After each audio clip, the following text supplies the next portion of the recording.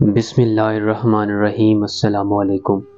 ایک نوجوان کہتا ہے میرا کسی بات پر اپنے والد صاحب سے ایسا اختلاف ہو گیا کہ ہماری آوازیں اونچی ہو گئیں۔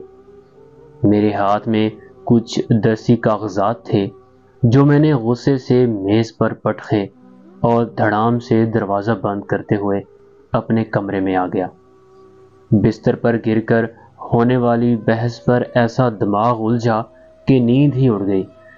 صبح یونیورسٹی گیا تو بھی ذہن کل واقعے میں اٹکا رہا۔ ندامت و خجالت کے مارے دوپہر تک صبر جواب دے گیا۔ جیب سے موبائل نکالا اور ابا جی کو یوں میسج کیا کہ میں نے کہاوت سن رکھی ہے کہ پاؤں کا تلوا پاؤں کے اوپری حصے سے زیادہ نرم ہوتا ہے۔ گھر آ رہا ہوں، قدم بوسی کرنے دیجیے گا تاکہ کہاوت کی تصدیق ہو سکے۔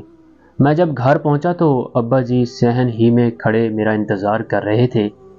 اپنی نمناک آنکھوں سے مجھے گلے لگایا اور کہا قدم بوسی کی تو میں تم کو اجازت نہیں دیتا، تاہم کہاوت بالکل سچی ہے، کیونکہ جب تم چھوٹے سے تھے تو میں خود تمہارے قدم چوما کرتا تھا تو مجھے پاؤں کے تلوے اوپر والے حصے سے زیادہ ہی نرم لگتے تھے۔